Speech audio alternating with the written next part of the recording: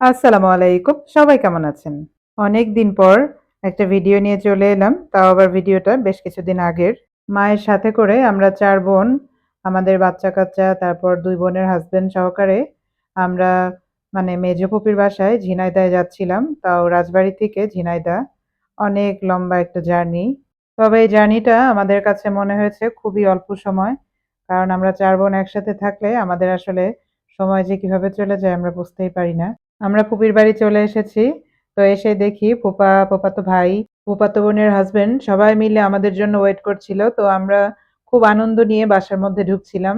ফুফাতো বোন মেধা, ও আমাদেরকে একটা, একটা করে ফুল দিচ্ছিল। সেটা পেয়ে আরো আনন্দ লাগছিল।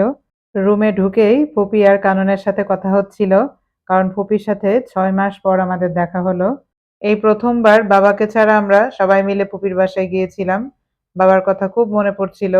ফুপির বাসায় ঝিনাইদহ যতবার আমরা গিয়েছি, সবসময় বাবা আমাদের সাথে করে নিয়ে গিয়েছে। অনেক ব্যস্ততার মাঝেও কিন্তু বাবা আমাদেরকে নিয়ে বেশ ভালোই ঘুরে বেড়াতো। হয়তো একটু তাড়াহুড়া করতো। তারপরেও আরকি ওই ঘুরে বেড়ানোটাও বেশ ভালোই লাগতো। সময় যত যাচ্ছে ঘুরে ফিরে সেই পুরোনো দিনের সুন্দর, সুন্দর স্মৃতিগুলো বারবার মনে পড়ে।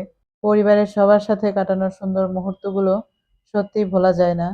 তারপর এদিকে সবাই মিলে একসাথে খাবো বলে ফ্লোরে এভাবে খাবার দিয়েছে। কারণ টেবিলে সবাইয়ের জায়গা হচ্ছিল না।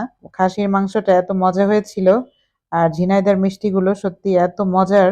ফুপা আগে থেকে আমাদের জন্য মিষ্টি এনে রেখেছিল। যাক এবার খাবার গল্প বাদ দেই। তো ওরা সবাই মিলে এখানে রোহিঙ্গার মতো বসে গল্প করছিল ঈশা, আরিশা, কুয়াশা। এই জায়গাটা ছিল ওদের শোয়ার জায়গা আর আমরা এখানেই বসে আড্ডা দিয়েছি বেশিরভাগ সময়। সবাই মিলে রেস্ট করে তারপর বাচ্চাদেরকে নিয়ে ঝিনাইদহ শিশু পার্কে গিয়েছিলাম। শিশু পার্কটা কিন্তু অনেক সুন্দর। মানে আমার কাছে বেশ ভালো লেগেছে। আমরা টিকিট করেই ভিতরে ঢুকে পড়েছি।